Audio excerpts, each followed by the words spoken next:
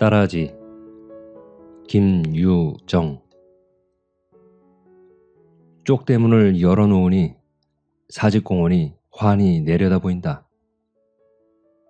인제는 봄도 늦었나 보다. 저 건너 돌담 안에는 사쿠라 꽃이 벌겋게 벌어졌다.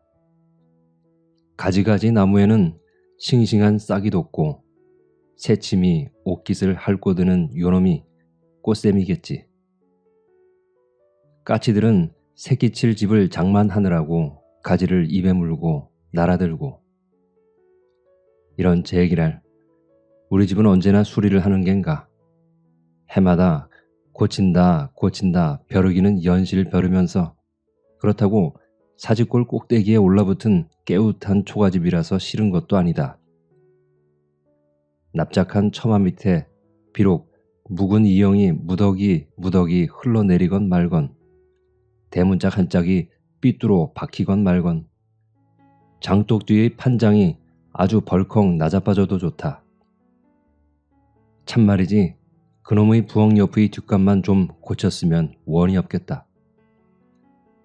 밑둥의 벽이 확 나가서 어떤 게 부엌이고 뒷간인지 분간을 모르니, 게다 여름이 되면 부엌 바닥에서 구더기가 슬슬 기어들질 않나.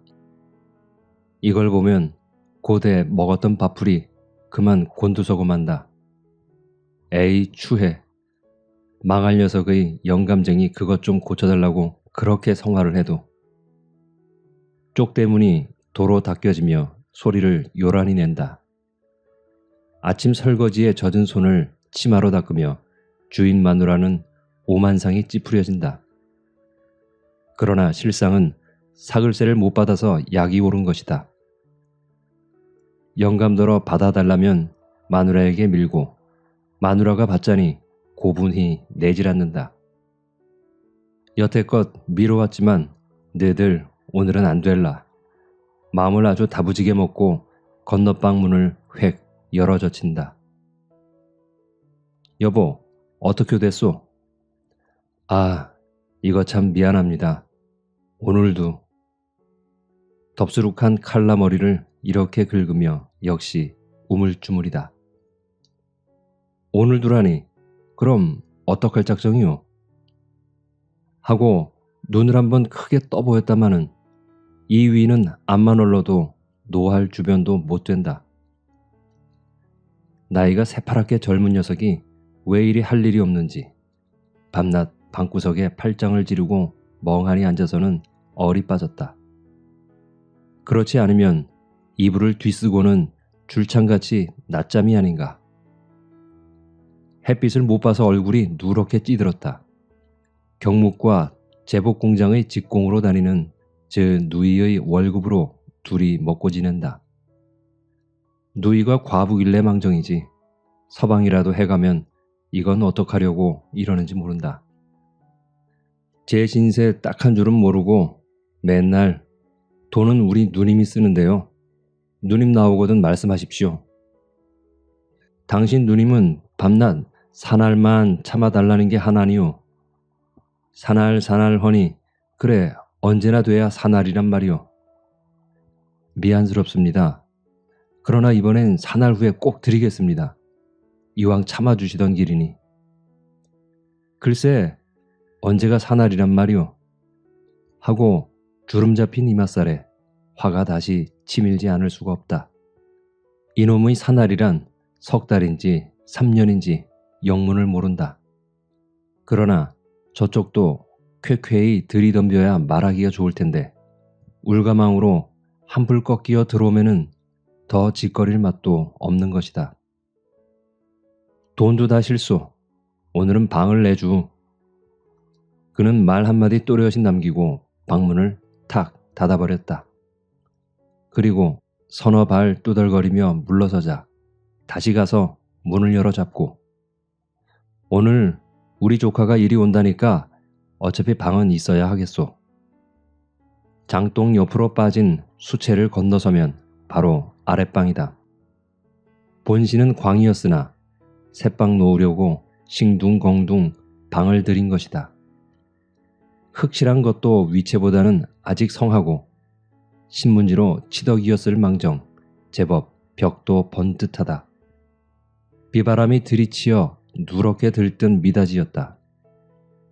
살며시 열고 노려보니 망할 노랑퉁이가 여전히 이불을 쓰고 끙끙 누웠다.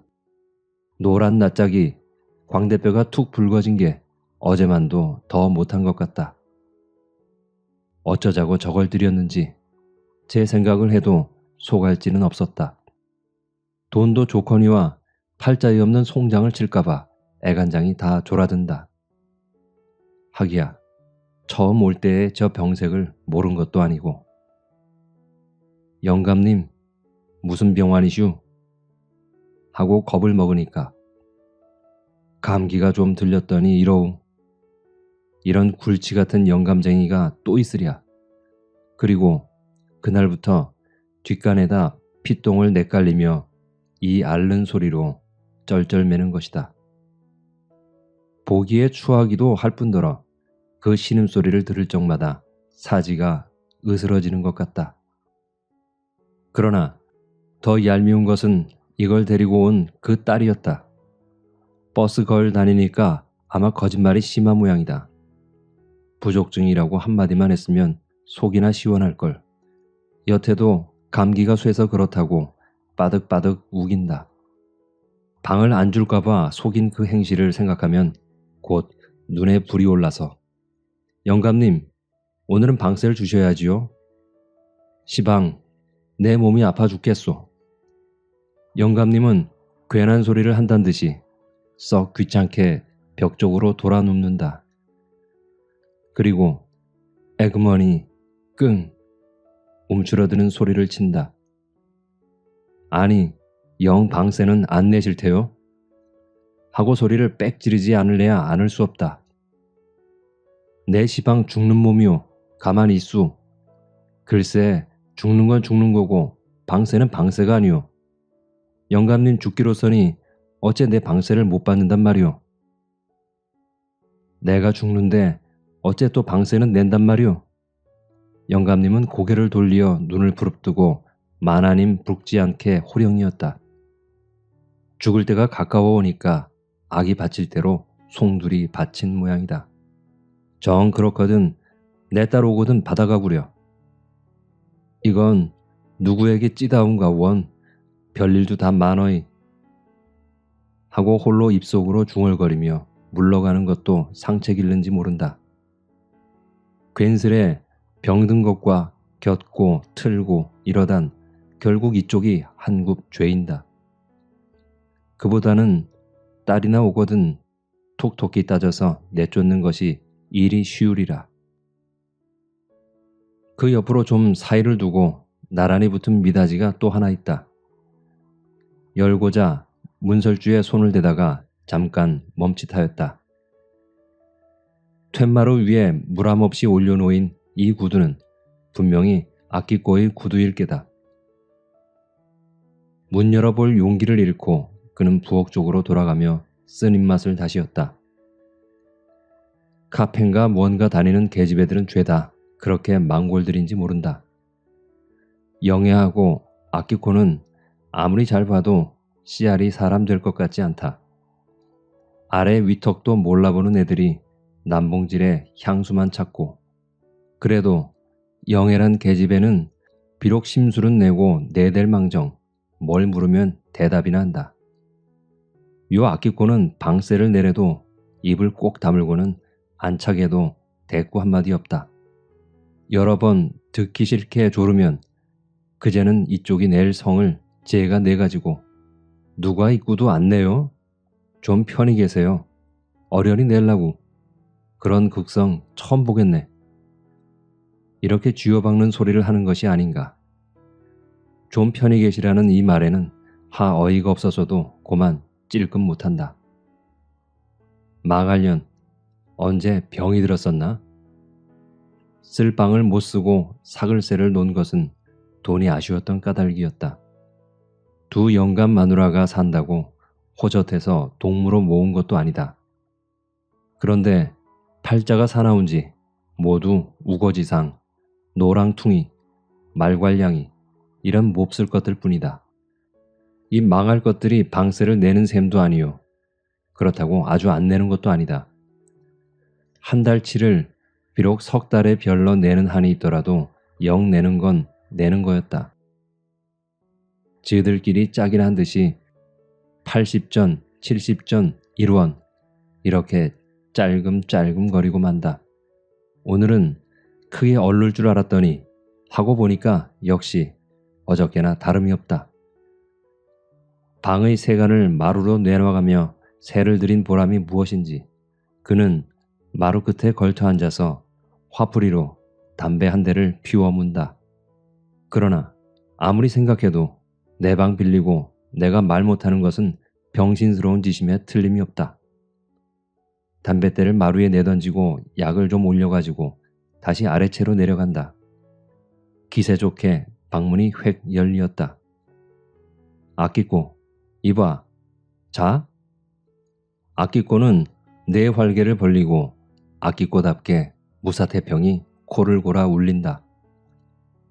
저 통이를 풀어 헤친 채 부끄럼없고 두 다리를 이불 싼 위로 번쩍 들어 올렸다. 담배 연기 가득 찬 방 안에는 분내가 획 끼치고 이봐, 아끼꼬, 자? 이번에는 대문 밖에서도 잘 들릴 만큼 목청을 돋았다. 그러나 생시에도 대답 없는 아끼꼬가 꿈속에서 대답할 리 없음을 알았다. 그저 겨우 입속으로 망할 계집애도 가랑머리를 쩍 벌리고 저게 원 쯧쯧 미닫이가 딱 닦여지는 서슬에 문틀 위의 안약병이 떨어진다.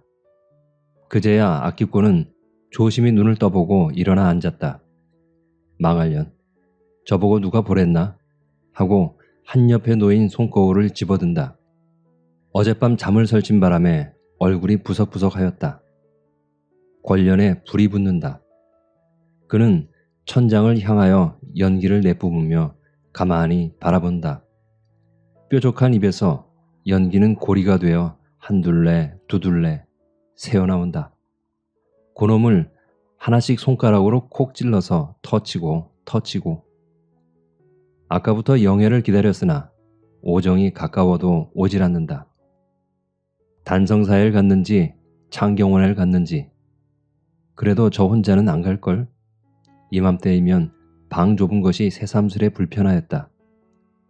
햇빛이 안 들고 늘 습한 것 말고 조금만 더 넓었으면 좋겠다. 영애나 아끼꼬나 둘 중의 누가 밤의 손님이 있으면 하나는 나가 잘 수밖에 없다. 둘이 자도 어깨가 맞부딪는데 그런데 셋이 자기에는 너무 창피하였다. 나가서 자면 숙박료는 50전씩 받기로 하였으니까 못 잘 것도 아니다마는 그 다음날 밝은 낮에 여기까지 허덕허덕 찾아오는 것이 어째 좀 어색한 일이었다. 어제도 카페에서 나오다가 골목에서 영애를 꾹 찌르고 예, 너 오늘 어디서 자고 오너라? 하고 귓속말을 하니까 또? 예, 너는 좋구나. 좋긴 뭐가 좋아? 애도. 아끼꼬는 좀 수줍은 생각이 들어 쭈뼛쭈뼛 그 손에 돈 80전을 쥐어주었다.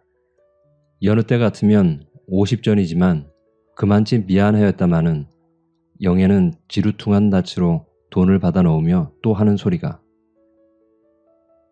예, 이젠 종로 근처로 우리 큰 방을 얻어오자. 그래, 가만히 있어. 잘 가거라. 그리고 내일 일찍 와. 남 인사하는 데는 대답 없고 나만 밤낮 나와 자는구나.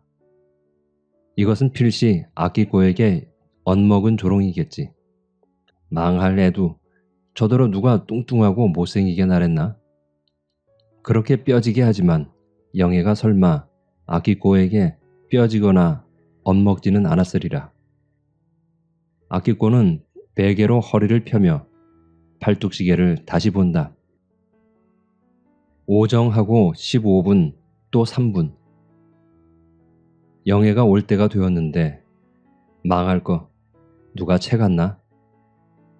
기지개를 한번 느리고 들어 누우며 미닫이께로 고개를 가져간다. 문 아랫도리에 손가락 하나 드나들 만한 구멍이 뚫리었다. 주인 마누라가 그제야 좀 화가 식었는지 안방으로 휘젓고 들어가는 치마꼬리가 보인다. 그리고 마루 뒤주 위에는 언제 꺾어다 놓았는지 정종병에 엉성이 뻗은 꽃까지. 붉게 핀 것은 복숭아 꽃일 깨고 노랗게 척척 늘어진 저건 개나리다. 건너방 문은 여전히 꼭 닫혔고 뒷간에 가는 기색도 없다. 저 속에는 지금 제가 별명진 톨스토이가 책상 앞에 웅크리고 앉아서 눈을 감고 앉았으리라. 올라가서 이야기 좀 하고 싶어도 구렁이 같은 주인 마누라가 지키고 앉아서 감히 나오지를 못한다. 이것은 아키코가 안채의 기맥을 정탐하는 썩 필요한 구멍이었다. 뿐만 아니라 저녁 나절에는 재미스러운 연극을 보는 한 요지경도 된다. 어느 때에는 영애와 같이 나란히 누워서 베개를 베고 하나 한 구멍씩 맡아가지고 구경을 한다. 왜냐면 5점 반쯤 되면 완전히 히스테리인 톨스토이의 누님이 공장에서 나오는 까닭이었다. 그 누님은 성질이 어찌 괄괄한지 대문관에서부터 들어오는 기색이 난다. 입을 다물고 눈살을 접은 그 얼굴을 보면 일상 마땅치 않은, 그리고 세상의 낙을 모르는 사람 같다. 어깨는 축 늘어지고 풀없이 보이면서 게다 걸음만 빠르다. 들어오면 우선 건너방 툇마루에다 빈 벤또를 쨍그렁 하고 내다 붙인다. 이것은 아우에게 시위도 되거니와 이래야 또 직성도 풀린다. 그리고 그는 눈을 휘둥그레 뜨고 사면의 불평을 찾기 시작한다마는 아우는 마당도 쓸어놓고 부뚜막의 그릇도 치우고 물독에 뚜껑도 잘 덮어놓았다. 신발장이라도 잘못 놓여야 트집을 걸 텐데 아주 말쑥하니까 물바가지를 땅으로 동댕이 친다. 이렇게 불평을 찾다가 불평이 없어도 또한 불평이었다. 마당을 쓸면 잘 쓸든지 그릇에다 흙칠을 온통 해놨으니 이게 다 뭐냐? 끝이 꼬부라진 그 책망. 아우는 속으로 끽소리 없다. 밥을 얻어먹으면 밥값을 해야지. 늘 부처님같이 방구석에 꽉 앉았기만 하면 고만이냐? 이것이 하루 몇 번씩 귀 아프게 듣는 인사이였다. 눈을 흡두고 서서 문 닫힌 건너방을 향하여 퍼붓는 포악이었다. 그런 때이면 야윈 목에 굵은 핏대가 불끈 솟고 구부정한 허리로 개거품까지 흐른다. 그러나 이건 보통 때의 말이다. 어쩌다 공장에서 뒤를 늦게 본다고 감독에게 쥐어박히거나 혹은 재봉침에 엄지손톱을 박아서 반쯤 죽어오는 적도 있다. 그러면 가뜩이나 급한 그 행동이 더 불이야 한다. 손에 잡히는 대로 그릇을 내던져 깨치며 왜 내가 이 고생을 해가며 널 먹이니? 응 이놈아. 헐없이 미친 사람이 된다. 아우는 그래도 귀가 먹은 듯이 잠자코 앉았다. 누님은 혼자 서서 제 몸을 들볶다가 나중에는 울음이 탁 터진다. 공장살이에 받는 서름을 모두 아우의 탓으로 돌린다. 그러면 할 일 없이 아우는 마당에 내려와서 누님의 어깨를 두 손으로 붙잡고 누님, 다 내가 잘못했수. 그만두. 하고 달래지 않을 수 없다. 내가 이놈아 내 살을 뜯어먹는 거야. 그래 알았수. 내가 다 잘못했으니 그만둡시다. 듣기 싫어. 물러나. 하고 벌떡 떠다밀면 땅에 펄썩 주저앉는 아우다. 열적은 듯 죄송한 듯 얼굴이 벌게서 털고 일어나는 그 아우를 보면 우습고도 일변 가여웠다. 그러나 더 우스운 것은 마루에서 저녁을 먹을 때의 광경이다. 누님이 밥을 퍼가지고 올라와서는 아무 말 없이 아우 앞으로 한 그릇을 쭉 밀어놓는다. 그리고 자기는 자기대로 외면하여 푹푹 퍼먹고 일어선다. 물론 반찬도 각각 먹는 것이다. 아우는 군말 없이 두 다리를 세우고 눈을 내리깔고는 그 밥을 떠먹는다. 방에 앉아서 주인 마누라는 업신여기는 눈으로 은근히 흘겨준다. 영애는 톨스토이가 너무 병신스러운데 고를 낸다. 암만 얻어먹더라도 씩씩하게 대들질 못하고 저런. 그러나 아키코는 바보가 아니라 사람이 너무 착해서 그렇다고 우긴다. 하긴 그렇다고 누님이 자기 밥을 얻어먹는 아우가 미워서 그런 것도 아니다. 나뭇잎이 등금등금 날리던 작년 가을이었다. 매일같이 하 들볶으니까 온다 간다 말없이 하루는 아우가 없어졌다. 이틀이 되어도 없고 사흘이 되어도 없고 일주일이 썩 지나도 영 들어오지를 않는다. 누님은 아우를 찾으러 다니기에 눈이 뒤집혔다. 그렇게 착실히 다니던 공장에도 며칠씩 빠지고 혹은 밥도 굶었다. 나중에는 아우가 한을 품고 죽었나 보다고 집에 들어오면 마루에 주저앉아서 통곡이었다. 심지어 아키코의 손목을 다 붙잡고 여보, 내 아우 좀 찾아주. 미치겠수. 그렇지만 제가 어디 간 줄 알아야지요. 아니, 그런데 놀러 가거든 좀 붙들어주. 부모 없이 불쌍히 자란 그놈이. 말끝도 다 못 마치고 이렇게 울던 누님이 아니었던가. 아흘에 만에야 아우를 남대문 밖 동무집에서 찾아왔다. 누님은 기뻐서 또 울었다. 그리고 그 다음 날부터 다시 들볶기 시작하였다. 이 속은 참으로 알 수 없고 여북해야 아키코는 대문 소리만 좀 다르면 얘 영애야 변덕쟁이 온다. 어서 이리 와. 하고 이속 없이 신이 오른다. 아키코는 남모르게 톨스토이를 마음에 두었다. 꿈을 꾸어도 늘 울가망으로 톨스토이가 나타나곤 한다. 꼭 발렌티노 같이 두 팔을 떡 벌리고 하는 소리가 오, 저는 당신을 사랑합니다. 이 가슴에 안겨주소서. 그러나 생시에는 이놈의 톨스토이가 아키코의 애타는 속도 모르고 본둥만둥이 아닌가. 손님에게 꼭 답장할 필요가 있어서 선생님, 저 연애 편지 하나만 써주셔요. 아키코가 톨스토이를 찾아가면 저 그런 거 못 씁니다. 소설 쓰는 이가 그래 연애 편지를 못 써요? 하고 어안이 벙벙해서 한참 쳐다본다. 책상 앞에서 늘 쓰고 있는 것이 소설이란 말은 여러 번 들었다. 그래 존경해서 선생님이라고 부르고 뒤에서는 톨스토이로 바치는데 그래 연애 편지 하나 못 쓴다니 이게 말이 되느냐.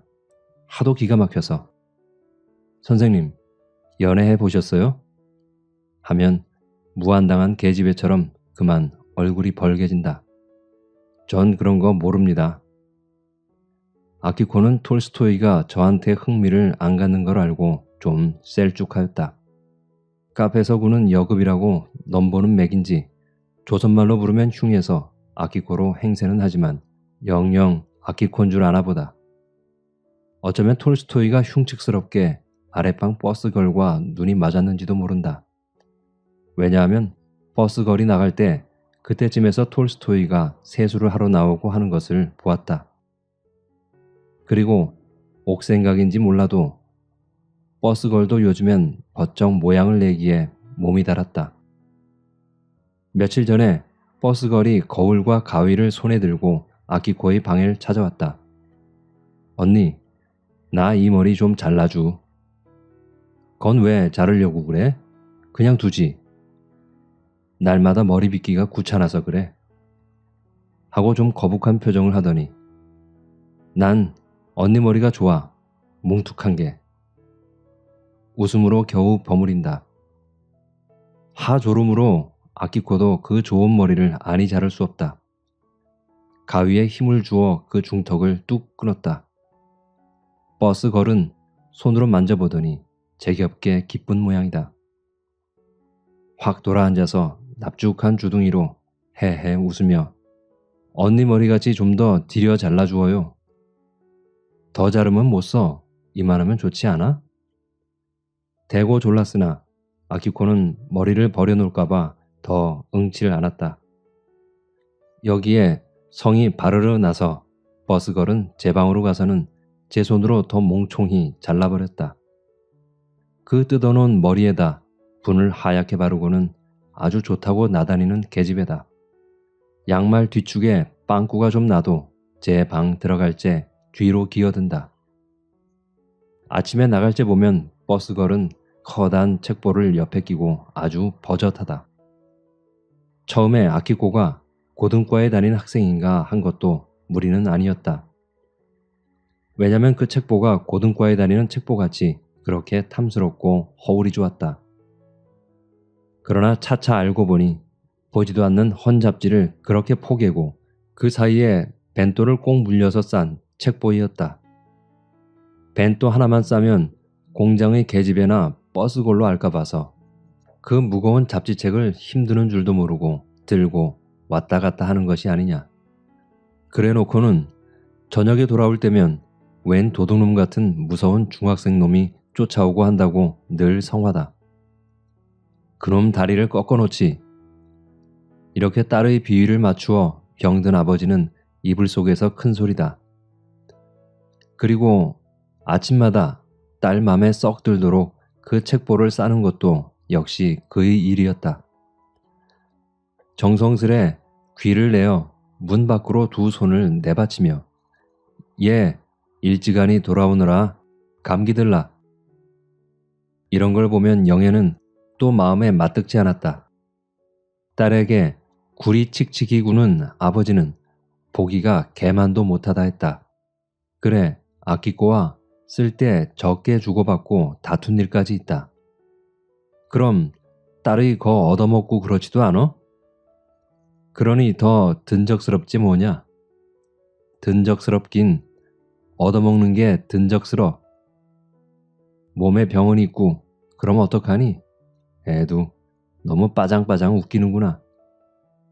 아키코는 셀쭉이 토라지다 고개를 다시 돌려 웅크려 뜯는 소리로 너 네 아버지가 팔아먹었다지? 그래, 네 마음이 좋으냐? 애도 절더러 누가 그런 소리 하라나? 하고 영애는 더 덤비지 못하고 그제는 눈으로 치마를 걷어올린다. 이렇게까지 영애는 그 병쟁이가 몹시도 싫었다. 누렇게 말라붙은 그 얼굴을 보고 김막가라는 병명을 지을 만치 그렇게 밉살스럽다. 왜냐면 어느 날 김막가가 영애를 방해하였다. 그날은 어쩐 일인지 김막가가 초저녁부터 딸과 싸운 모양이었다. 새로 2점쯤 해서 영애가 들어오니까 둘이 소곤소곤하고 싸우는 맥이다. 가뜩이나 엄살을 부리는 데다 더 흉측을 떨며 어이쿠 어이쿠 하나님 맙시사. 그렇지 않으면 하나님 날 잡아가지 왜 이리 남겨두슈. 아래 위칸을 흙벽으로 막았으면 좋을걸. 얇은 빈지를 들이고 종이를 발랐다. 위칸에서 부시럭 소리만 나도 아래칸까지 그대로 흘러든다. 그 벽에다 머리를 꽝꽝 부딪히며 아이고 이놈의 팔자도. 제 깐에는 딸 앞에서 죽는다고 결기를 이는 꼴이다. 그러면 딸은 표독스러운 음성으로 누가 아버지 보고 돌아가시랬어요? 괜히 남의 비위를 긁어놓고 그러시네. 늙은이 보고 담배를 끊으라는 게 죽으라는 게지 뭐냐? 그게 죽으라는 거야요? 남 들으면 정말로 알겠네. 딸이 좀 더 볼멘 소리로 쏘아박으니 또다시 아이고 이놈의 팔자도. 벽에 머리를 부딪히며 어린애같이 깨깨 울고 앉았다. 질긴 귀로도 못 들을 징그러운 그 울음소리. 가물의 빗방울같이 모처럼 끌고 왔던 영애의 손님이 이마를 접는다.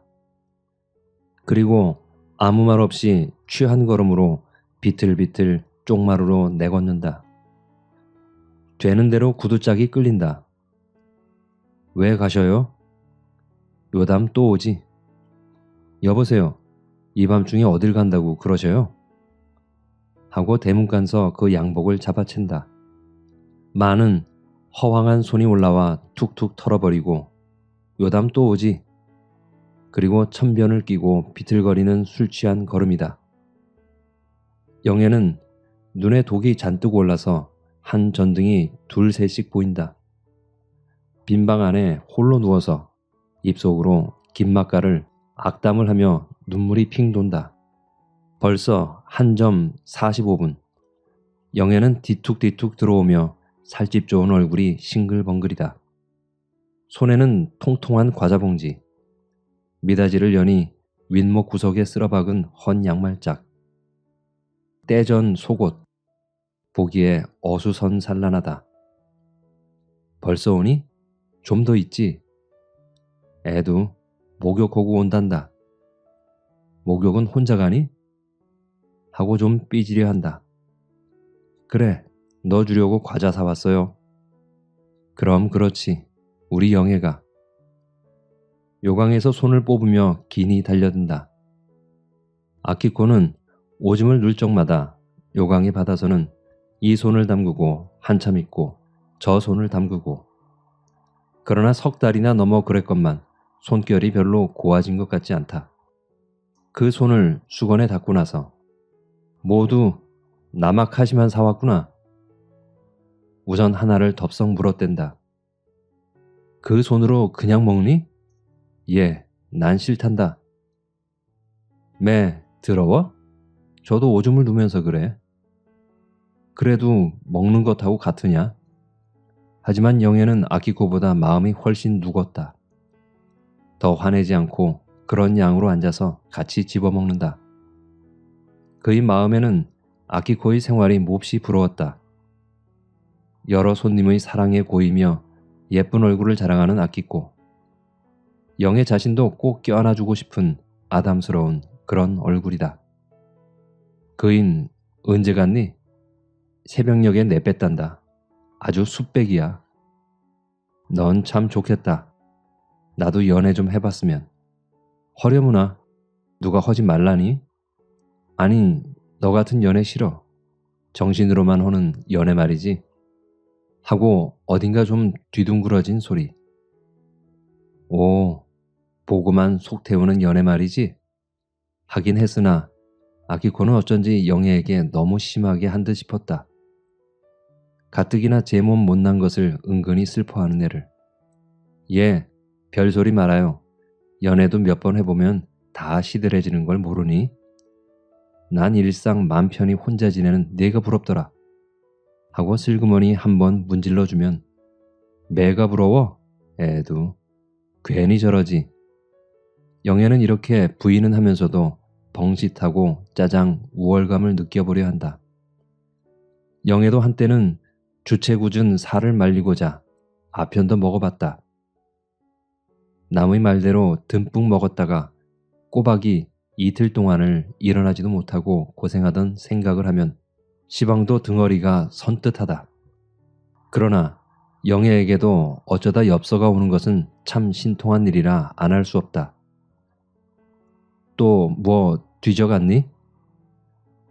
하고 영애는 의심이 나서 제 경대 서랍을 뒤져본다. 과연 며칠 전 어떤 전문학교 학생에게서 받은 끔찍이 귀한 연애 편지가 또 없어졌다.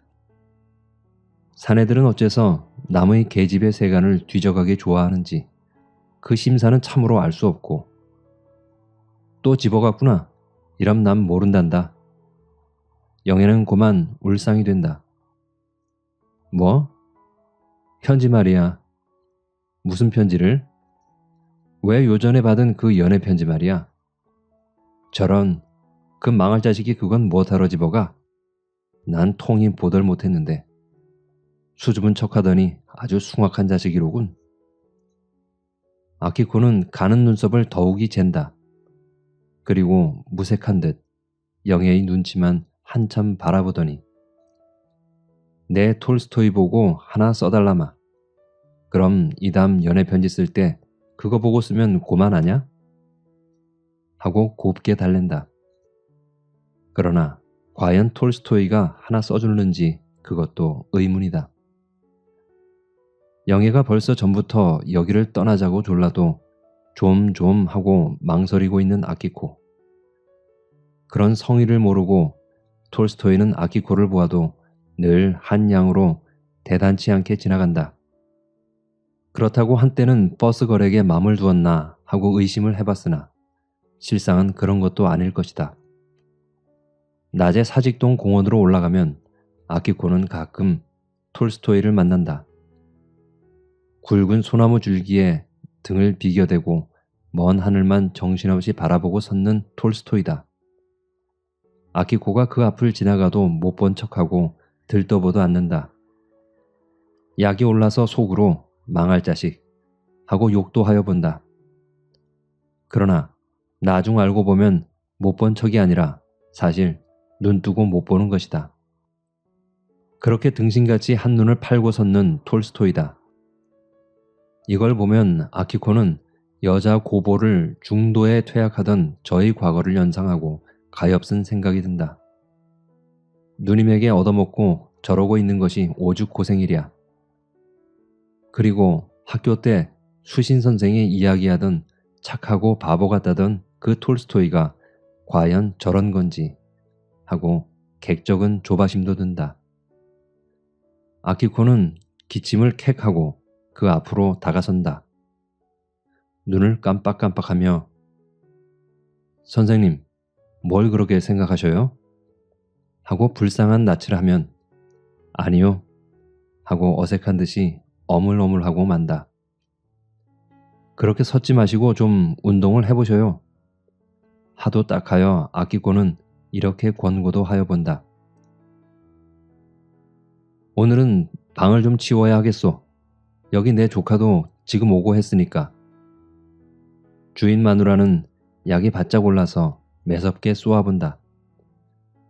방에서만 꾸물꾸물 방패막이를 하고 있는 톨스토이가 여간 밉지 않다. 아 여보, 방의 세간을 좀 치워줘요. 그래야 오는 사람이 들어가질 않소.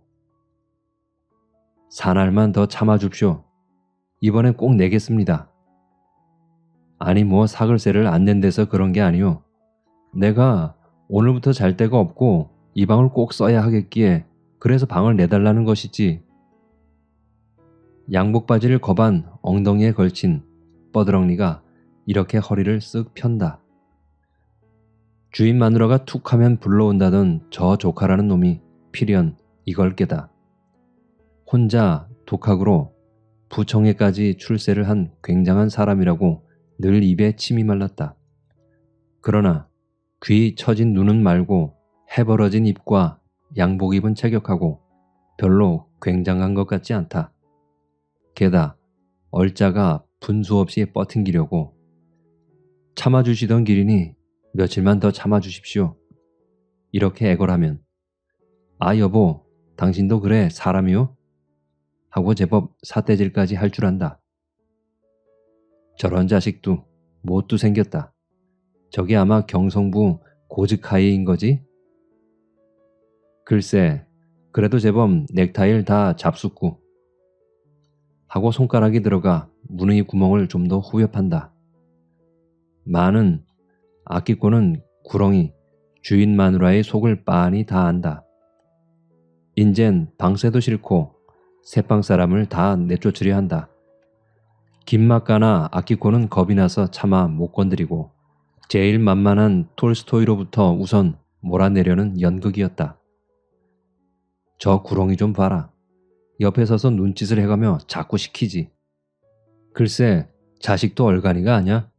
저 아주멈 시키는 대로 놀고 섰게. 어쭈 얼자가 뻗팅긴다. 지가 우아기를 벗어놓으면 어쩔 테야. 그래? 자식도. 톨스토이가 잠자코 앉았으니까 약이 올라서 저래. 맞부리는 게 밉살머리 굳지. 자식, 그저 한 대 앵겨줬으면. 내가 한 대 먹이면 저거 고태꼴 간다.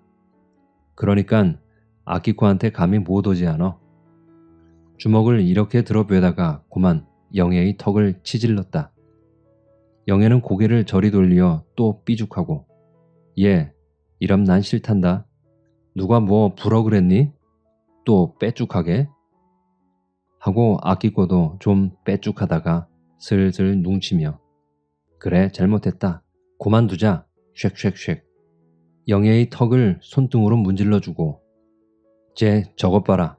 놈은 팔을 걷고 구렁이는 마루를 구르고 야단이다. 얘 재밌다. 구렁이가 약에 바짝 올랐지? 저 자식 보게. 제 맘대로 남의 방에 막 들어가지 않어?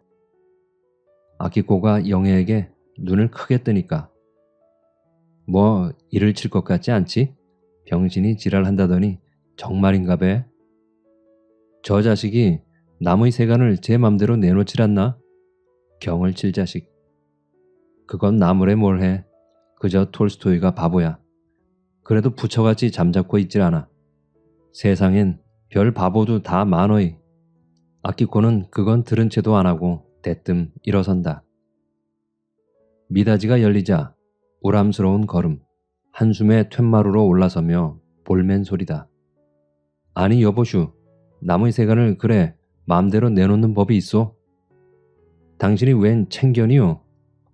얼짜는 톨스토이의 책상을 들고 나오다 방문턱에 우뚝 멈춘다. 눈을 휘둥그렇게 뜨고 주저주저하는 양이 대담한 아키코의 저기 놀란 모양.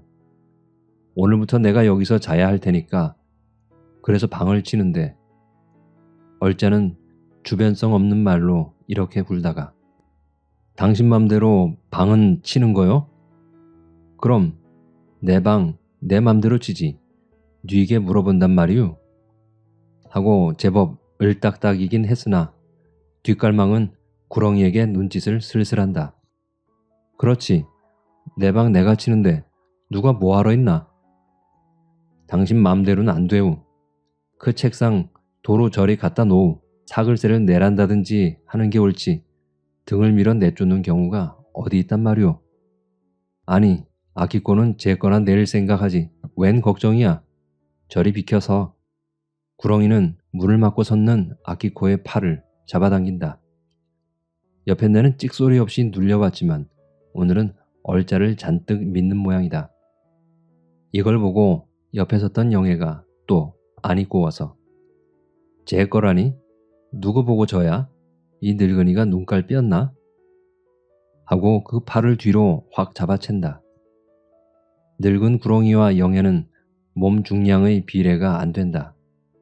제 풀에 비틀비틀 돌더니 벽에 가 쿵 하고 쓰러진다. 그러나 눈을 감고 턱이 떨리는 아이고 소리는 엄살이다. 얼짜가 문턱에 책상을 떨구더니 용감히 획 넘어 나온다. 아키코는 저 자식이 달맞지의 흉내를 내는구나 할 동안도 없이 영애의 뺨이 짤꺽. 이년아, 늙은이를 쳐? 아, 이 자식 보래. 누구 뺨을 때려? 아키코는 악을 지르자 그 혁대를 뒤로 잡아 낚고챈다. 마루 위에 놓였던 다듬이돌에 걸리어 얼짜는 엉덩방아가 쿵 하고 잡은 참 날아드는 숯보니는 도골은 영애의 분풀이다. 그러자 또 아랫방 문이 확 열리고 지팡이가 김맛가를 끌고 나온다. 이 자식이 웬 자식인데 남의 계집에 뺨을 때려? 원 이런 망하다 판이 날 자식이. 눈에 아무것도 보이질 않나. 세상이 망한다 망한다 한데도만 이런 자식은. 김맛가는 뜰에서부터 사방이 들으라고 와짝 떠들며 올라온다. 구렁이한테 늘 쪼여 지내던 원한의 복수로 아키코와 서로 멱살잡이로 섰는 얼짜의 복장을 지팡이로 내지른다. 이런 연병을 하다 땀통이 끊어질 자식이 있나. 그와 동시에 김맛가는 건불같이 뒤로 벌렁 낮아빠졌다. 내댔던 지팡이가 도로 물러오며 바짝 마른 허구리를 쳤던 것이다. 개신개신 몸을 이르집으며 김맛가는 9시월 설이 맞은 독사가 된다. 이 자식아, 너는 네 애비도 없니? 대뜸 지팡이는 날아들어 얼짜의 귓배기를 내리갈긴다. 딱 하고 뼈 닿는 무딘 소리. 얼짜는 고개를 푹 꺾고 귀에 두 손을 들이대자 죽은 듯이 꼼짝 못한다. 아키코도 얼짜에게 뺨 한 대를 얻어맞고 울고 있었다. 이 좋은 기회를 타서 얼짜의 등 뒤로 빨간 얼굴이 달려든다. 이건 권투식으로 집어셀까 하다가 그대로 그 어깨 쭉지를 뒤로 물고 늘어진다. 아, 아, 이렇게 외마디 소리로 아가리를 딱딱 벌린다. 그리고 뒤통수로 안팡스레 날아든 것은 영애의 주먹이다. 톨스토이는 모두가 미안쩍고 따라 제풀에 지질려서 어쩔 줄을 모른다. 옆에서 눈을 흘기는 영애도 모르고 놓으세요, 고만 놓으세요, 어떡합니까? 하며 아키코의 등을 두 손으로 흔든다. 구렁이도 벌벌 떨어가며 인연이 사람을 뜯어먹을 텐가? 안 노니? 이거 안 놔? 아키코를 대고 잡아당기며 얼른다. 그러나 잡아당기면 당길수록 얼짜는 소리를 더 지른다. 이러다간 일만 더 크게 벌어질 걸 알고 구렁이는 간이 고만 달룽한다. 이 사품에 안방 미닫이는 설쭉이 부러지고 뒤주 위에 얹었던 대접이 둘이나 떨어져 깨졌다. 잔뜩 믿었던 조카는 저렇게 죽게 되고 이러단 방은커녕 사람을 잡겠다 생각하고 그는 온몸이 덜덜 떨리었다. 게다 모질게 내려치는 긴막가의 지팡이. 구렁이는 불이 나게 대문 밖으로 나왔다. 골목길을 내려오며 뒤에 날리는 치맛바람에 바람이 났다. 사글세를 내렸으면 좋지. 내쫓으려고 하니까 그렇게 분란이 일고 하는 게 아니야. 아닙니다. 누가 내쫓으려고 그래요? 세를 내라고 그러니까 그렇게 아끼꼬란 년이 올라와서 온통 사람을 뜯어먹고 그러는군요. 말 마라. 내쫓으려고 한 걸 아는데 그래. 요전에도 또 한 번 그런 일이 있었지? 순사는 노파의 뒤를 따라오며 나른한 하품을 주먹으로 끈다. 툭하면 와서 찐대를 붙는 노파의 행세가 여간 귀찮지 않다. 조그맣게 말라붙은 노파의 센 머리 쪽을 바라보며 올해 몇 살이야? 그년 19이죠. 그런데 그렇게 아니 노파 말이야. 네, 제 나이요? 왜 57이라고 전번에 여쭸지요. 그런데 이 고생을 하는군요. 하고 궁상스레 우는 소리다. 노파는 긴막가보다도 톨스토이보다도 아키코가 가장 미웠다. 방세를 받을래도 중불나게 가로막아서 지랄하기가 일수요. 또 밤낮 듣기 싫게 창가질이요. 게다 세수문을 버려도 일부러 심청궂게 안마루 쪽으로 획 끼얹는 아키코. 인연을 이번에는 경을 흠씬 치도록 해야 할 텐데 속이 간질돼서 그는 총총걸음을 치다가 돌부리에 채였구만 나가 둥그러진다. 그 바람에 쓰레기통 한 귀에 내뻗은 못에 가서 치맛자락이 찌익 하고 찢어진다. 망할 자식 같으니 쓰레기통의 못도 못 박았나? 하고 흙을 털고 일어나며 역정이 난다. 그 꼴을 보고 순사는 손으로 웃음을 가린다. 그 봐, 이젠 다시 오지 마라. 이번엔 할 수 없지만 또다시 오면 그땐 노파를 잡아갈 테야. 네, 다시 갈 리 있겠습니까? 그저 이번에 그 아끼꼬란 년만 흠씬 버릇을 아르켜 주십시오. 늙은이 보고 욕을 안 나요. 사람 치질 않나요. 그리고 아직 핏대도 다 안 마른 년이 서방이 몇인지 수가 없어요. 순사는 코대답을 해가며 귓등으로 듣는다. 너무 많이 들어서 인제는 흥미를 놓친 까닭이었다. 갈팡질팡 문지방을 넘다 또 고꾸라지려는 노파를 뒤로 부축하여 눈살을 찌푸린다. 알고 보니 짐작대로 노파 허통에 또 속은 모양이었다. 살인이 났다고 지 떠들더니 임장하여 보니까 조용한 집안에 웬 낯선 양복쟁이 하나만 마루 끝에서 천연스레 담배를 피울 뿐이다. 그리고는 장독 사이에서 왔다 갔다 하며 뭘 주워 먹는 생쥐가 있을 뿐 신발짝 하나 난잡히 놓이지 않았다. 하, 어처구니가 없어서. 어서 죽었어? 아이고 분해. 이것들이 또 저를 고랑땡을 먹이는군요. 입대까지 저 마루에서 치고 차고 깨물고 했답니다. 노파는 이렇게 주먹으로 복장을 찌으며 원통한 사정을 하소한다. 왜냐면 이것들이 이 기맥을 벌써 눈치채고 제각기 해져서 아주 얌전히 박혀있다. 아키코는 문을 닫고 제 방에서 콧노래를 부르고 지팡이를 들고 날뛰던 김막가는 언제 그랬더냐는 듯이 제 방에서 끙끙 여전한 신음소리. 이렇게 되면 이번에도 또 자기만 나무라키게 될 것을 알고 아이고 분해, 아이고 분해. 주먹으로 복장을 연방 두들기다 조카를 보고 예, 넌 어떻게 돼서 이렇게 혼자 앉았니? 뭘 어떻게 돼요, 되긴. 하고 눈을 지릅뜨는 그 대답은 썩 퉁명스럽고 겁세다. 이런 화중으로 끌고 온 아주머니 몹시도 밉고 원망스러운 눈치가 아닌가. 이걸 보면 경은 무던히 치고 난 놈이다. 아이고 분해, 너 꺼정 이러니. 뭘 분해? 이 망할 거사. 순사는 소리를 빽 지르고 도로 돌아서려 한다. 나리, 저 좀 보세요. 문 부서진 것하고 대접 깨진 걸 보셔도 알지 않아요? 어떤 조카가 죽었어? 그래?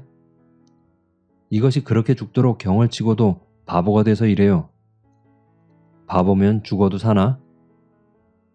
하고 순사는 고개를 디밀어 마룻개를 살펴보니 땅은 그릇은 깨지고 문은 부서졌다. 능글맞은 노파가 일부러 그런 줄은 아나 그렇다고 책임상 그냥 가기도 어렵다. 퍽도 극성스러운 늙은이라 생각하고 누가 그랬어 그래? 저 아끼꼬가 혼자 그랬어요. 아끼꼬, 고반, 파출소까지 같이 가자. 네, 그러세요. 하도 여러 번 겪는 일이라 이제는 아주 익숙하다. 저고리를 갈아입으며 웃는 얼굴로 내려온다. 그러나 순사를 따라 대문을 나설 적에는 고개를 모로 돌려 구렁이에게 몹시 눈총을 준다. 순사는 아키코를 데리고 느른한 걸음으로 골목을 꼽든다. 쪽다리를 건너니 화창한 사직원 마당. 봄이라고 땅의 잔디는 파릇파릇 돋았다. 저 위에선 투덕거리는 빨랫소리. 한 옆에선 풋볼을 찾느라고 날뛰고 떠들고 법석이다. 뿌웅 하고 음축맞게 내대는 자동차의 사이렌. 남치마에 연분홍 저고리가 버젓이 활을 들고 나온다. 그리고 키 훌쩍 큰 놈팡이는 돈지갑을 내든다. 너 왜 또 말썽이냐? 하고 순사는 고개를 돌려 아키꼬를 싱긋이 흘겨본다. 그는 노파가 왜 그렇게 아키꼬를 못 먹어서 기를 쓰는지 영문을 모른다.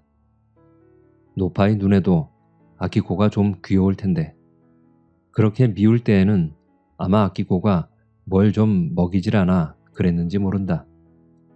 그렇지 않으면 다른 사람 다 제쳐놓고 아키꼬만 씹을 리가 없다. 생각하다가 뭘 말썽이유? 내가 뭐 주인 마누라를 깨물고 사람을 죽이고 그런다며? 그리고 요전에도 카페에서 네가 손님을 쳤다는 소문도 들리지 않니? 하고 눈살을 접고 웃어버린다. 얼굴 똑똑한 것이 아주 할 수 없는 계집애라고 돌릴 수밖에 없다. 난 그런 거 몰루. 아키꼬는 땅에 침을 탁 뱉고 아주 천연스레 대답한다. 그리고 사직원의 문간쯤 와서는 이담 또 만납시다. 제멋대로 작별을 남기고 저는 저대로 산 쪽으로 올라온다. 활터길로 올라오다 아키코는 궁금하여 뒤를 한번 돌아본다. 너무 기가 막혀서 벙벙이 바라보고 있다가 다시 주먹으로 나른한 하품을 끄는 순사. 한편에선 날뛰고 자빠지고 쾌활히 공을 찬다. 아키코는 다시 올라가며 저도 남자가 됐더라면 풋볼을 차볼 걸 하고 후회가 막급이다. 그리고 산을 한 바퀴 돌아 내려가서는 이번엔 장독대 위에 요광을 버리리라 결심을 한다. 구렁이는 장독대 위에 오줌을 버리면 그것으로 질색이 없다. 망할 년, 이 다음에 봐라. 내 장독 위에 오줌까지 깔길 테니. 이렇게 아끼고는 몇 번 결심을 한다.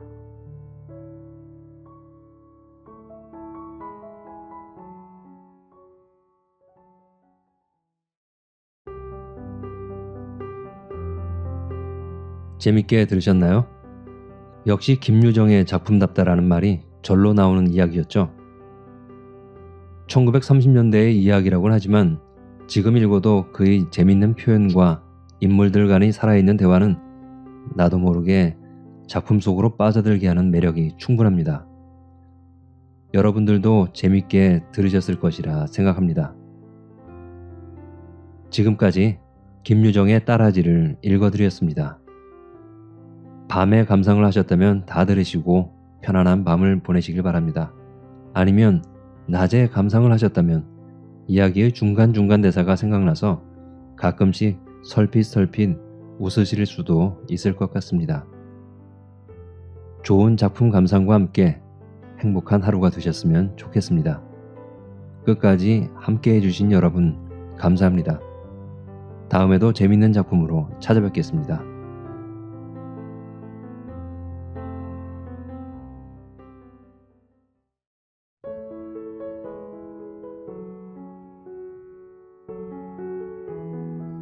순환 2대 하근찬. 진수가 돌아온다. 진수가 살아서 돌아온다. 아무개는 전사했다는 통지가 왔고 아무개는 죽었는지 살았는지 통 소식이 없는데 우리 진수는 살아서 오늘 돌아오는 것이다. 생각할수록 어깨바람이 날 일이다. 그래 그런지 몰라도 박만도는 여느 때 같으면 아무래도 한두 군데에 앉아 쉬어야 넘어설 수 있는 용머리째를 단숨에 올라채고 만 것이다. 가슴이 펄럭거리고 허벅지가 뻐근했다. 그러나 그는 고갯마루에서도 쉴 생각을 하지 않았다. 들 건너 멀리 바라보이는 정거장에서 연기가 물씬물씬 피어오르며 삐익 기적소리가 들려왔기 때문이다. 아들이 타고 내려올 기차는 점심때가 가까워 도착한다는 것을 모르는 바 아니다. 해가 이제 겨우 산등성이 위로 한 뼘가량 떠올랐으니 오정이 되려면 아직 차례 멀은 것이다. 그러나 그는 공연히 마음이 바빴다. 까짓것 잠시 앉아 쉬면 뭐할 끼고. 만도는 손가락으로 한쪽 콧구멍을 누르면서 팽 마른 코를 풀어던졌다. 그리고 휘청휘청 고갯길을 내려가는 것이다. 내리막은 오르막에 비하면 아무것도 아니었다. 대구 팔을 흔들라 치면 절로 굴러 내려가는 것이다. 만도는 오른쪽 팔만을 앞뒤로 흔들고 있었다. 왼쪽 팔은 조끼 주머니에 아무렇게나 쑤셔넣고 있는 것이다. 3대 독자가 죽다니 말이 되나. 살아서 돌아와야 일이 옳고 말고. 그런데 병원에서 나온다 하니 어디를 좀 다치기는 다친 모양이지만 설마 나같이 이렇게사 되지 않았겠지. 만도는 왼쪽 조끼 주머니에 꽂힌 소매자락을 내려다보았다. 그 소매자락 속에는 아무것도 든 것이 없었다. 그저 소매자락만이 어깨 밑으로 덜렁 쳐져 있는 것이다. 그래서 노상 그쪽은 조끼 주머니 속에 꽂혀 있는 것이다. 볼기짝이나 장단지 같은 데를 총알이 약간 스쳐갔을 따름이겠지. 나처럼 팔뚝 하나가 몽땅 달아날 지경이었다면 그 엄살스러운 놈이 견뎌냈을 턱이 없고 말고. 슬며시 걱정이 되기도 하는 듯 그는 속으로 이런 소리를 주워 섬겼다. 내리막길은 빨랐다. 벌써 고갯마루가 저만큼 높이 쳐다보이는 것이다. 산모퉁이를 돌아서면 이제 들판이다. 내리막길을 쏘아 내려온 기운 그대로 만도는 들길을 젠걸음 쳐 나가다가 개천둑에 이르러서야 걸음을 멈추었다. 외나무 다리가 놓여있는 조그만 시냇물이었다. 한여름 장마철에 들어설라 치면 배꼽이 묻히는 수도 있었지만은 요즘하겐 무릎이 잠길 듯 말 듯한 물인 것이다. 가을이 깊어지면서부터 물은 밑바닥이 환히 들여다 보일 만큼 맑아져갔다. 소리도 없이 미끄러져 내려가는 물을 가만히 내려다보고 있으면 절로 이촉이 시려온다. 만두는 물 기슭에 내려가서 쭈그리고 앉아 한 손으로 고이 춤을 풀어 헤쳤다. 오줌을 찌 갈기는 것이다. 거울 면처럼 맑은 물 위에 오줌이 가서 부글부글 끓어오르며 뿌연 거품을 이루니 여기저기서 물고기떼가 모여든다. 제법 엄지손가락만씩한 피리도 여러 마리다. 한 바가지 잡아서 회쳐놓고 한 잔 쭉 들이켰으면 군침이 목구멍에서 꿀꺽했다. 고깃대를 향해서 마른 코를 팽팽 풀어던지고 그는 외나무 다리를 조심히 디뎠다. 길이가 얼마 되지 않는 다리였으나 아래로 몸을 내려다보면 제법 아찔했다. 그는 이 외나무 다리를 퍽 조심한다. 언젠가 한번 읍에서 술이 꽤 되어가지고 흥청거리며 돌아오다가 물에 굴러 떨어진 일이 있었던 것이다. 지나치는 사람이 없었기에 망정이지 누가 보았더라면 큰 웃음거리가 될 뻔했었다. 발목 하나를 약간 접쳤을 뿐 크게 다친 데는 없었다. 이는 가을철이었기 때문에 옷을 벗어 뚝에 널어놓고 말릴 수는 있었으나 여간 창피스러운 것이 아니었다. 옷이 말짱 젖었다거나 옷이 마를 때까지 발가벗고 기다려야 한다거나 해서가 아니었다. 팔뚝 하나가 몽땅 잘려져 나간 흉측한 몸뚱이를 하늘 앞에 드러내놓고 있어야 했기 때문이었다. 지나치는 사람이 있을라 치면 하는 수 없이 물속으로 뛰어들어가서 얼굴만 내놓고 앉아 있었다. 물이 선뜩해서 아래턱이 덜덜거렸으나 오그라붙는 사타구니를 한 손으로 꽉 움켜쥐고 버티는 수밖에 없었다. 흐흐흐. 그때 일을 생각하면 지금도 곧 웃음이 터져 나오는 것이다. 하늘로 쳐들린 콧구멍이 연방 벌름거렸다. 개천을 건너서 논두렁길을 한참 부지런히 걸어가노라면 읍으로 들어가는 한 길이 나선다. 도로변에 먼지를 뿌옇게 덮어쓰고 도사리고 앉아있는 초가집은 주막이다. 만도가 읍내 나올 때마다 한 번씩 들르고 나는 단골집인 것이다. 이 집 눈썹이 짙은 여편네와는 예사로 농을 주고받는 사이다. 술방 문턱을 들어서며 만도가 서방님 들어가신다 하면 여편네는 아이 문둥아 어서 오너라 하는 것이 인사처럼 되어 있었다. 만도는 여간 언짢은 일이 있어도 이 여편네의 궁둥이 곁에 가서 앉으면 속이 절로 쑥 내려가는 것이었다. 주막 앞을 지나치면서 만도는 술방문을 열어볼까 했으나 방문 앞에 신이 여러 켤레 널려 있고 방 안에서 웃음소리가 요란하기 때문에 돌아오는 길에 들르기로 하였다. 신장로에 나서면 금시 읍이었다. 만도는 읍 들머리에서 잠시 망설이다가 정거장 쪽과는 반대되는 방향으로 걸음을 옮겼다. 장거리를 찾아가는 것이었다. 진수가 돌아오는데 고등어나 한 손 사가지고 가야 될 거 아닌가 싶어서였다. 장날은 아니었으나 고깃전에는 없는 고기가 없었다. 이것을 살까 하면 저것이 좋아 보이고 그것을 사러 가면 또 그 옆의 것이 먹음직해 보였다. 한참 이리저리 서성거리다가 결국은 고등어 한 손이었다. 그것을 달랑달랑 들고 정거장을 향해 가는데 겨드랑 밑이 간질간질해왔다. 그러나 한쪽밖에 없는 손에 고등어를 들었으니 참 딱했다. 어깨 축지를 연방 위아래로 움직거리는 수밖에 없었다. 정거장 대합실에 들어선 만도는 먼저 벽에 걸린 시계부터 바라보았다. 2시 20분이었다. 벌써 2시 20분이니 내가 잘못 보았나? 아무리 두 눈을 씻고 보아도 시계는 틀림없는 2시 20분이었다. 한쪽 걸상에 가서 궁둥이를 붙이면서도 곧장 미심쩍어 했다. 2시 20분이라니. 그럼 벌써 점심때가 겨웠단 말인가? 말도 아닌 것이다. 자세히 보니 시계는 유리가 깨어졌고 먼지가 꺼멓게 앉아 있었다. 그러면 그렇지, 엉터리였다. 벌써 그렇게 되었을 리가 없는 것이다. 여보이소, 지금 몇 신교?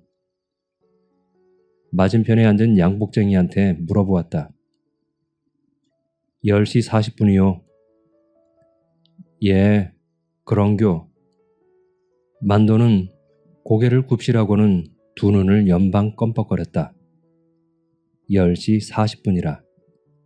보자. 그럼 아직도 1시간이나 넘어 남았구나. 그는 안심이 되는 듯 숨을 내쉬었다.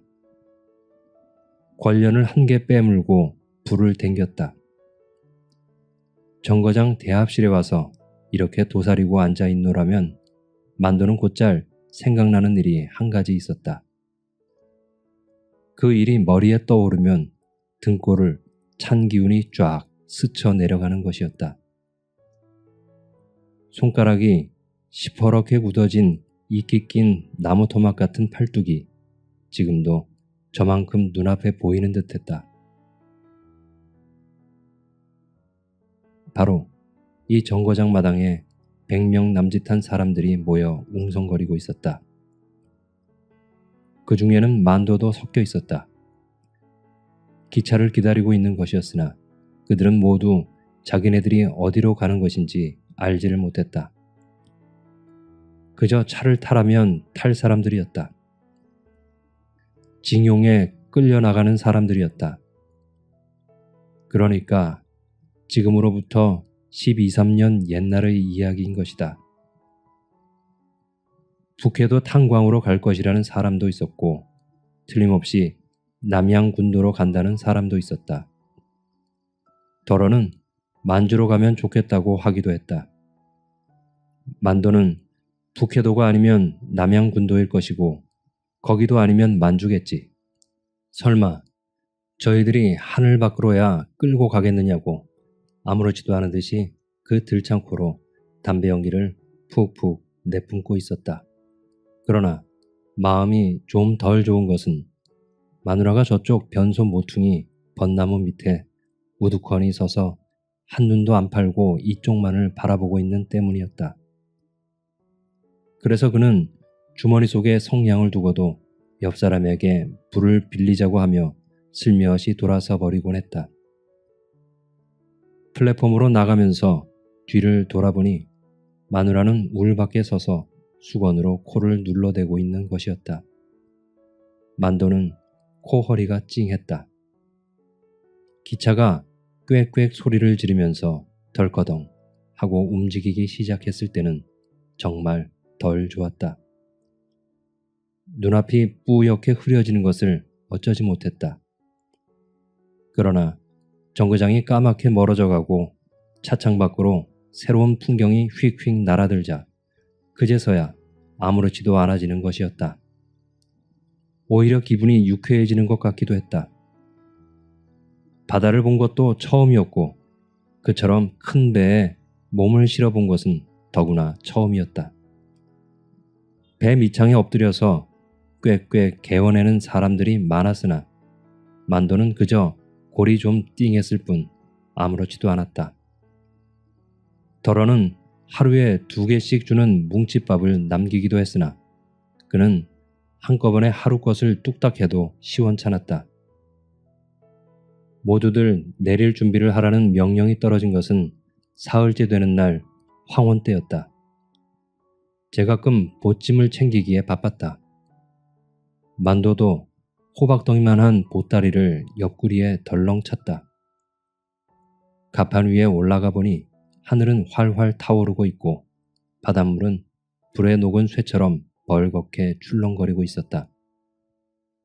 지금 막 태양이 물 위로 뚝딱 떨어져 가는 것이었다. 햇덩어리가 어쩌면 그렇게 크고 붉은지 정말 처음이었다. 그리고 바다 위에 주황빛으로 번쩍거리는 커다란 산이 둥둥 떠 있는 것이었다. 무시무시하도록 황홀한 광경에 모두들 딱 벌어진 입을 다물 줄 몰랐다. 만도는 어깨마루를 버쩍 들어올리면서 희야 고함을 질러댔다. 그러나 섬에서 그들을 기다리고 있는 것은 숨막히는 더위와 강제노동과 그리고 잠자리만씩이나 한 모기떼 그런 것뿐이었다. 섬에다가 비행장을 닦는 것이었다. 모기에게 물려 혹이 된 자리를 벅벅 긁으며 비오듯 쏟아지는 땀을 무릅쓰고 아침부터 해가 떨어질 때까지 산을 허물어내고 흙을 나르고 하기란 고향에서 농사일에 뼈가 굳어진 몸에도 이만저만한 고역이 아니었다. 물도 입에 맞지 않았고 음식도 이내 변하곤 해서 도저히 견디어낼 것 같지가 않았다. 게다가 병까지 돌았다. 일을 하다가도 벌떡 자빠지기가 예사였다. 그러나 만도는 아침 저녁으로 약간씩 설사를 했을 뿐 넘어지지는 않았다. 물도 차츰 입에 맞아갔고 고된 일도 날이감에 따라 몸에 배어드는 것이었다. 밤에 날개를 치며 몰려드는 모기떼만 아니면 그냥저냥 배겨내겠는데 정말 그놈의 모기들만은 질색이었다. 사람의 일이란 무서운 것이었다. 그처럼 험난하던 산과 산 틈바구니에 비행장을 닦아내고야 말았던 것이다. 허나 일은 그것으로 끝나는 것이 아니고 오히려 더 벅찬 일이 닥치는 것이었다. 연합군의 비행기가 날아들면서부터 일은 밤중까지 계속되었다. 산허리에 굴을 파들어가는 것이었다. 비행기를 집어넣을 굴이었다. 그리고 모든 시설을 다 굴 속으로 옮겨야 하는 것이었다. 여기저기 다이너마이트 튀는 소리가 산을 흔들어댔다. 엥 하고 공습경보가 나면 일을 하던 손을 놓고 모두가 굴바닥에 납작납작 엎드려 있어야 했다. 비행기가 돌아갈 때까지 그러고 있는 것이었다.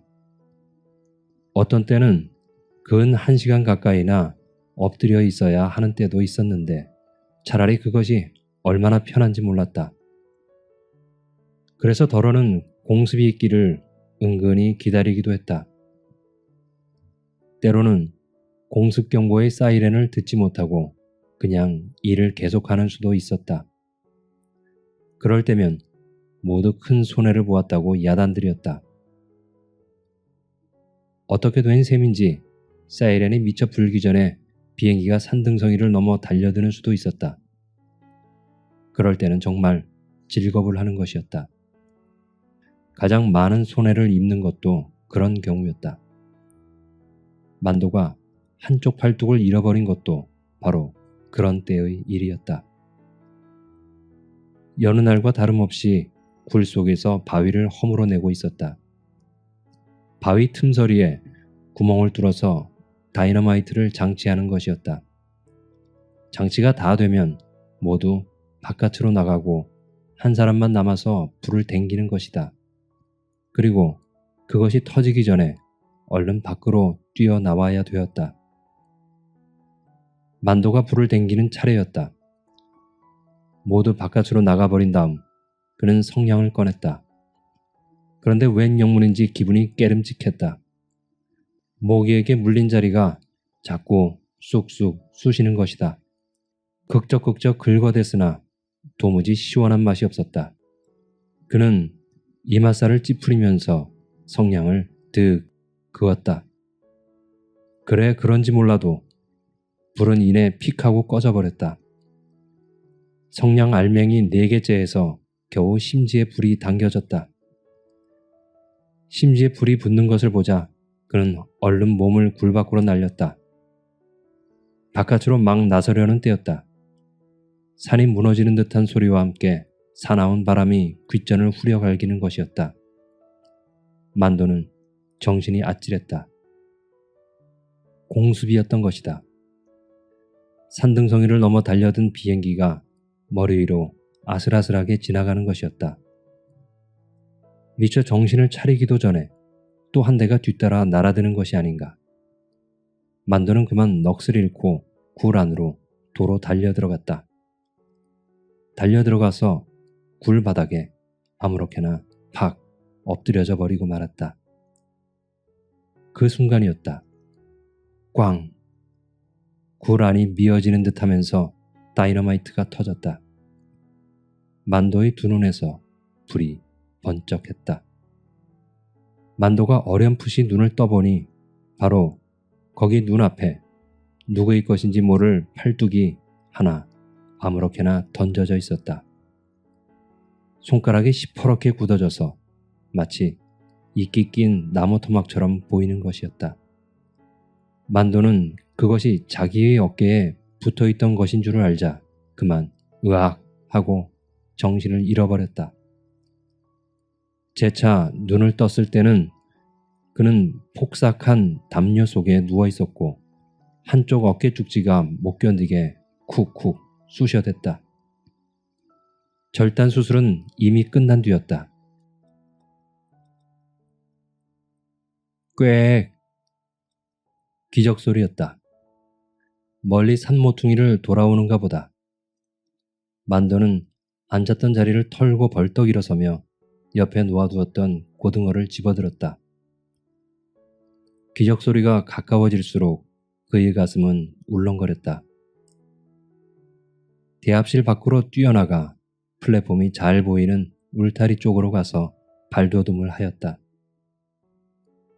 째랑째랑 하고 종이 울자 잠시 후 차는 소리를 지르면서 달려들었다.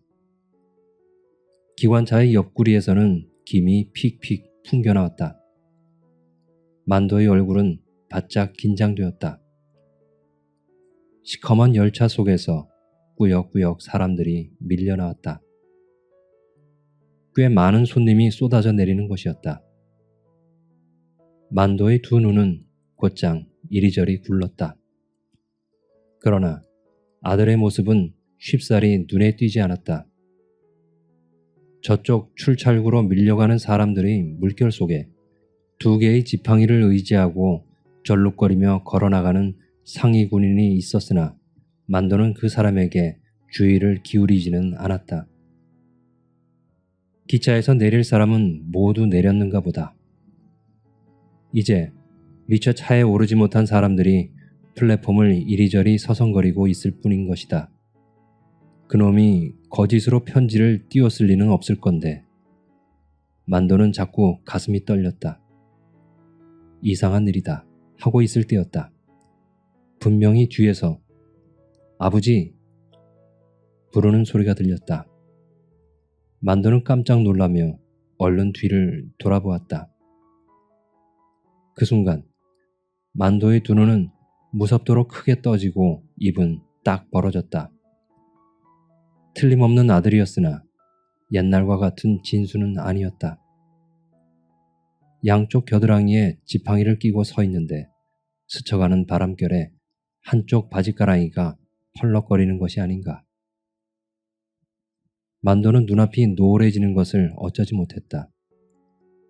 한참 동안 그저 멍멍하기만 하다가 코허리가 찡해지면서 두 눈에 뜨거운 것이 핑 도는 것이었다. 에라이 이놈아. 만도의 입술에서 모지게 튀어나온 첫마디였다. 떨리는 목소리였다. 고등어를 든 손이 불끈 주먹을 쥐고 있었다. 이게 무슨 꼴이고 이기. 아버지. 이놈아. 이놈아. 만도의 들창코가 크게 벌름거리다가 훌쩍 물코를 들이마셨다. 진수의 두 눈에서는 어느 결에 눈물이 꾀죄죄하게 흘러내리고 있었다. 만도는 모든 게 진수의 잘못이기나 한 듯한 험한 얼굴로 가자, 어서. 무뚝뚝한 한마디를 내던지고는 성큼성큼 앞장을 서가는 것이었다. 진수는 입술에 내려와 묻는 짭짤한 것을 혀끝으로 날름 핥아버리면서 절름절름 아버지의 뒤를 따랐다. 앞장서가는 만도는 뒤따라오는 진수를 한 번도 돌아보지 않았다. 한눈을 파는 법도 없었다. 무겁디 무거운 짐을 진 사람처럼 땅바닥만을 내려다보며 이따금 끙끙거리면서 부지런히 걸어만 가는 것이다. 지팡이에 몸을 의지하고 걷는 진수가 성한 사람의, 게다가 부지런히 걷는 걸음을 당해낼 수는 도저히 없었다. 한 걸음 두 걸음씩 뒤지기 시작한 것이 그만 작은 소리로 불러서는 들리지 않을 만큼 떨어져 버리고 말았다. 진수는 목구멍을 왈칵 넘어오려는 뜨거운 기운을 꾹 참느라고 어금니를 야물게 깨물어 보기도 하였다. 그리고 두 개의 지팡이와 한 개의 다리를 열심히 움직여대는 것이었다. 앞서간 만도는 주막집 앞에 이르자 비로소 한번 뒤를 돌아보았다. 진수는 오다가 나무 밑의 그늘에서 오줌을 누고 있었다. 지팡이는 땅바닥에 던져놓고 한쪽 손으로는 볼일을 보고 한쪽 손으로는 나무 둥치를 감싸 안고 있는 모양이 을씨년스럽기 이를 데 없는 꼬락선이었다. 만도는 눈살을 찌푸리며 하고 신음소리 비슷한 무거운 소리를 토했다. 그리고 술방 앞으로 가서 방문을 왈칵 잡아당겼다. 기역자 판 안에 도사리고 앉아서 속옷을 뒤집어 까고 이를 잡고 있던 여편네가 킥 하고 웃으며 후다닥 옷섭을 여몄다. 그러나 만도는 웃지를 않았다. 방문턱을 넘어서면서도 서방님 들어가신다는 소리를 내뱉지 않았다. 아마 이처럼 뚝뚝한 얼굴을 하고 이 술방에 들어서기란 처음일 것이다. 여편네가 뭣도 모르고 오늘은 서방님 아닌가 배 하고 킬킬 웃었으나 만도는 또 무거운 신음소리를 했을 뿐 도시 기분을 내지 않았다. 기역자 판 앞에 가서 쭈그리고 앉기가 바쁘게 빨리빨리 재촉을 하였다. 하따나 어지간히도 바쁜가 배? 빨리 꼬배기로 한 사발 달라니까구마. 오늘은 와이카노. 여편네가 쳐주는 술사발을 받아들며 만도는 휴 하고 숨을 크게 내쉬었다. 그리고 입을 얼른 사발로 가져갔다. 꿀꿀꿀 잘도 넘어가는 것이다. 그 큰 사발을 단숨에 비워버리고는 도로 여편네 눈앞으로 불쑥 내밀었다. 그렇게 거들빼기로 석 잔을 해치우고사 으윽 하고 개트림을 하였다. 여편네가 눈을 휘둥그레가지고 혀를 내둘렀다. 빈속의 술을 그처럼 때려 마시고 보니 금세 눈두덩이 확확 달아오르고 귓부리가 빨갛게 익어갔다.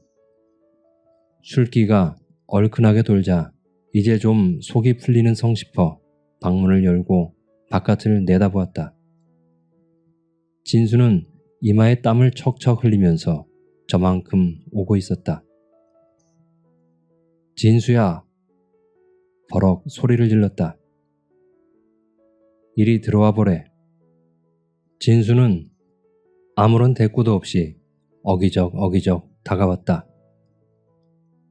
다가와서 방 문턱에 걸터 앉으니까 여편네가 보고 방으로 좀 들어오이소 하였다. 여기 조심더. 그는 수세미 같은 손수건으로 이마와 코 언저리를 아무렇게나 훔친다. 마, 아무 데서나 묵어라. 저 국수 한 그릇 말아주소. 야, 코빼기로 잘 좀. 참기름도 치소. 알았는겨? 야. 여편네는 코로 희죽 웃으면서 만도의 옆구리를 살짝 꼬집고는 소쿠리에서 삶은 국수 2뭉텅이를 집어들었다. 진수가 국수를 훌훌 끓어놓고 있을 때 여편네는 만도의 귓전으로 얼굴을 살짝 갖다 댄다. 아들이가? 만도는 고개를 약간 앞뒤로 끄덕였을 뿐 좋은 기색을 하지 않았다. 진수가 국물을 훌쩍 들이마시고 나자 만도는 한 그릇 더 묵을래? 하였다. 아니에, 한 그릇 더 묵지 와. 고만 묵을랍니다. 진수는 입술을 싹 닦으며 푸시시 자리에서 일어났다. 주막을 나선 그들 부자는 논두렁길로 접어들었다. 아까와 같이 만도가 앞장을 서는 것이 아니라 이번에는 진수를 앞세웠다. 지팡이를 짚고 찌긋등 앞서가는 아들의 뒷모습을 바라보며 팔뚝이 하나밖에 없는 아버지가 느릿느릿 따라가는 것이다. 손에 매달린 고등어가 대구 달랑달랑 춤을 추었다.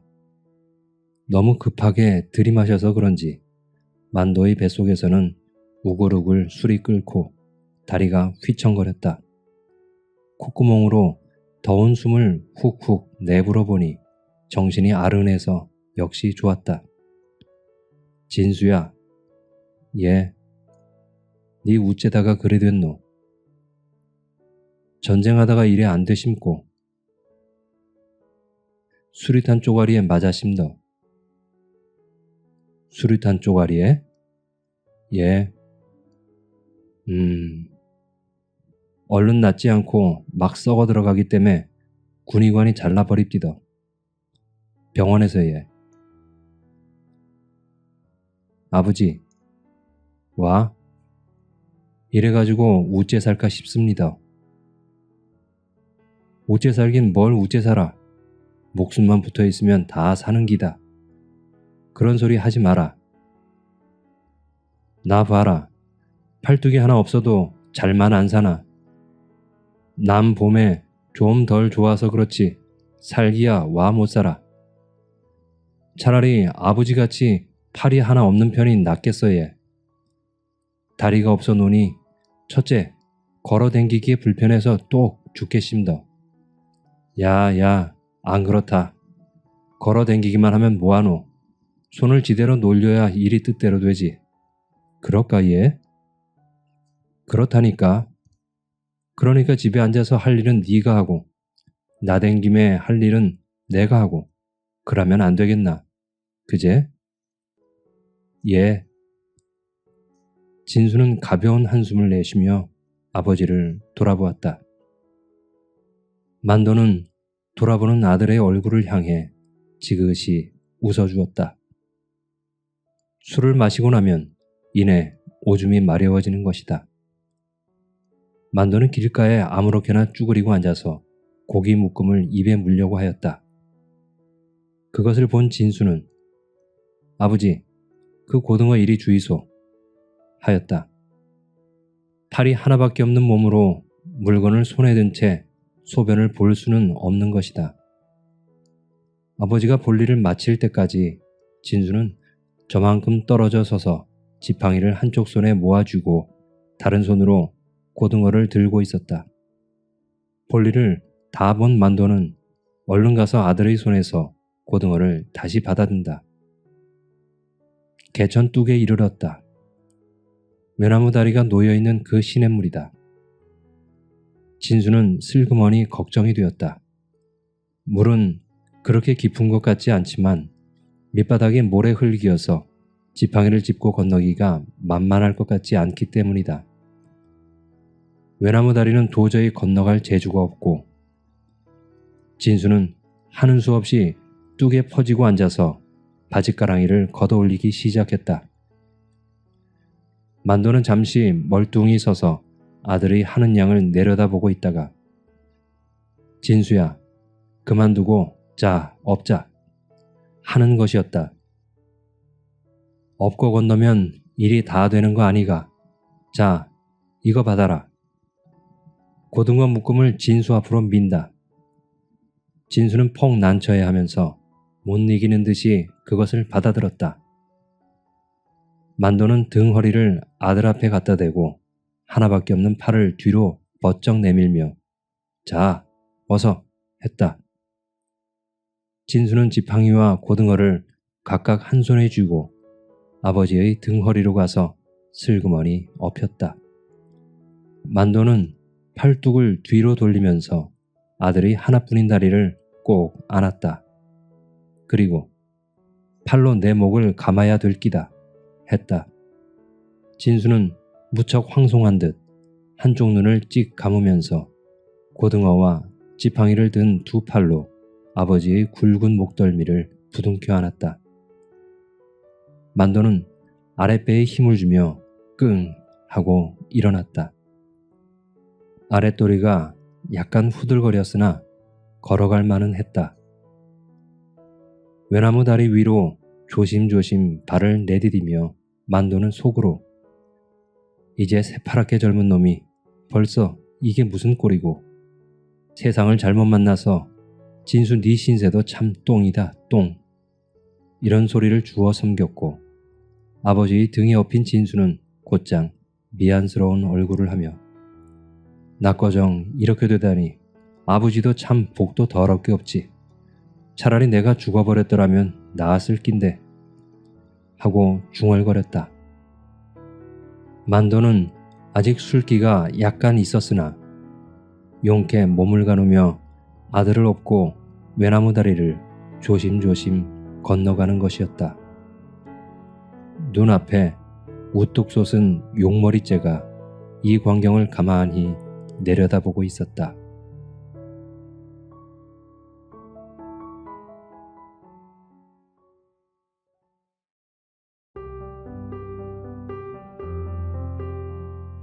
어떻게 감상하셨나요? 이 작품은 과거와 현재의 시간을 서로 교차시키며 일제에 의해 팔을 하나 잃은 만도와 6.25 전쟁으로 다리를 하나 잃은 아들 진수의 이야기입니다.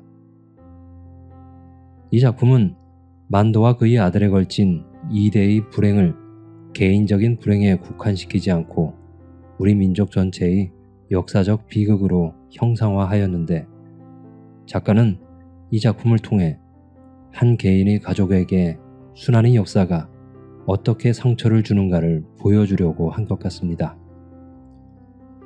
그리고 마지막 부분의 외나무 다리 장면에서 민족의 고난을 극복하고 새로운 삶을 이어나가려는 인간의 강한 의지를 보여주고 있는데요. 이는 어려운 현실 상황 속에서도 서로가 의지한다면 그 모든 고통들을 극복해 나갈 수 있을 것이라는 가히 희망적인 메시지를 던져주는 소설입니다. 오늘날의 현실과도 어느 정도 맞닿아 있는 것 같아 조금 더 가슴에 남는 작품이라고 생각됩니다. 여러분들의 생각은 어떠신가요? 지금까지 하근찬의 순환이 되었습니다.